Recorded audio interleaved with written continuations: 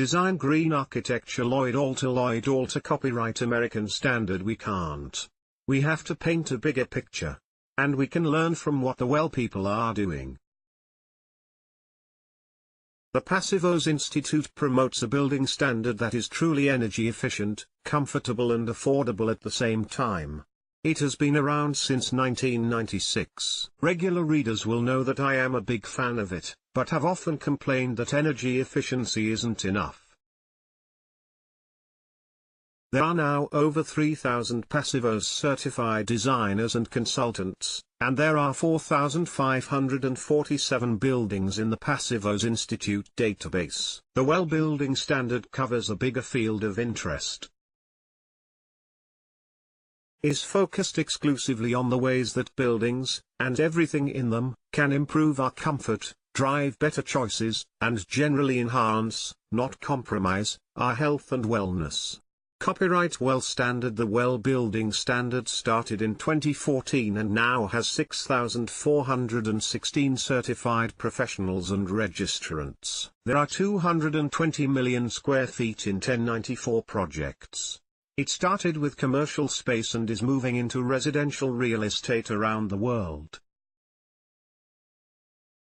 It does not even mention energy efficiency in the entire standard. It's all about health and wellness. Why is it growing like mad, when other building standards, like the Passivhaus, grow so much more slowly? Why, in a time when we have 12 years to cut our carbon footprints in half, do people care so much more about circadian lighting and healthy food? Copyright Shelton Group. We have noted many times before that it is hard to get people to deal with the serious issues of climate. I recently wrote that people don't want to talk about it, don't want to read about it, aren't going to vote to do anything about it.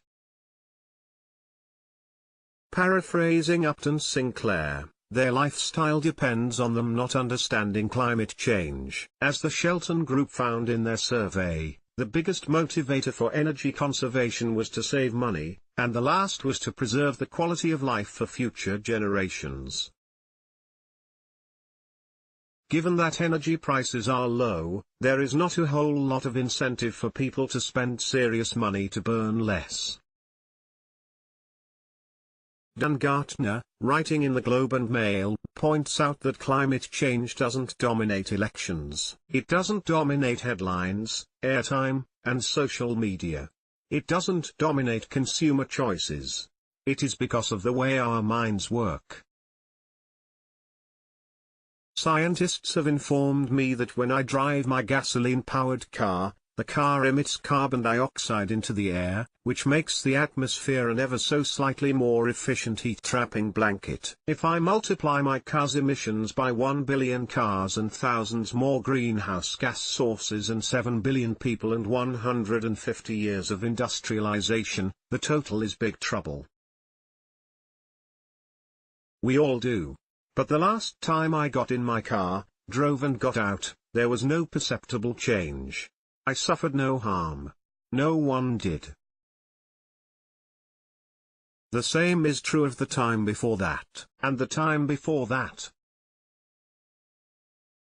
He calls it the problem of psychological distance. Vox on Goop/screen capture. But there is nothing distant about our own health and wellness. And the people who are seriously selling health and wellness do very well indeed. Goop is worth $250 million, all while being what Julia Bellows calls a reliably laughable source of pseudoscience. Wellness real estate/screen capture. In its early days, the WELL standard had a few touches of pseudoscience, including vitamin-infused water and aromatherapy shower heads. They are gone now. But there are still many aspects of WELL that are out there on the edge and are described as a bit flaky. They may be backed by real science, but they are not exactly life and death issues. Or as Deepak Chopra says about wellness real estate, separate from the WELL standard but based on the same principles. So why do we separate the human organism from where we live? Pure air, pure water, acoustics, and circadian lighting are the first steps. For years green building has focused on environmental impact. not on the human biological impact. That is what we are doing here. But those of us who actually care about environmental impact can learn from all this. In a presentation to Passivhaus Portugal recently, I looked at what features of the WELL standard are already covered by Passivhaus and what features could be co-opted. Air copyright Dan Kitwood/Getty Images. Passivhaus has this one nailed, with its requirement for heat recovery, ventilation and filtering. Air quality is becoming a serious health crisis in cities and people are finally getting seriously concerned. In London, people are apparently moving out of town. Passivhaus could own this. Chika O'Hara described living through the recent California fires in her Passivhaus Midori house. The tightly sealed enclosure, about 10 times tighter than conventionally built houses, keeps random air from coming in from random places. The heat recovery ventilator provides us with continuous filtered fresh air. Only during these extended bad air quality days do we need to pay special attention to our ventilation system to keep our indoor air clean. Comfort Elrond Burrell/photo by Lloyd Alter/CC by 2.0. Comfort is complicated, but is a prime feature of Passivhaus. With its thick blanket of insulation and high-quality windows, when walls are as warm as the air, then you do not feel cold. Elrond Burrell has been pitching this for years, writing in Passivhaus, comfort, comfort, comfort, energy efficiency that the standard for air tightness, 0.6 air changes per hour, makes the house completely draft-free. Since the windows are so good, designed to have interior surfaces that are within 5 degrees Fahrenheit of interior temperature, there are no drafts off the glass like there are in most conventional houses. The 3 most important things about passive houses are comfort, comfort and comfort.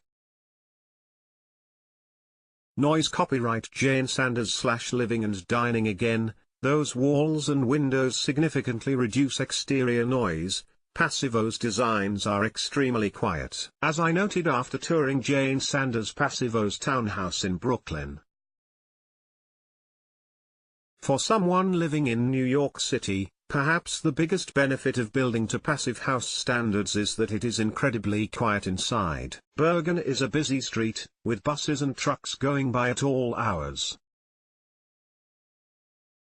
However, the high-quality triple-glazed windows plus the thick blanket of insulation really cut the noise. You could see buses go by and really could not hear a thing. Light copyright Uri McKersick. Windows are a source of both heat loss and heat gain that have to be taken into account, so they are very carefully designed and placed in Passivhaus buildings.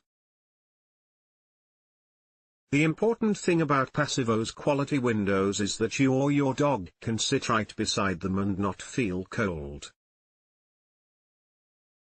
Uri McKersick describes the luxury of being able to sit next to the large glazed window without feeling uncomfortable. But wait, there's more.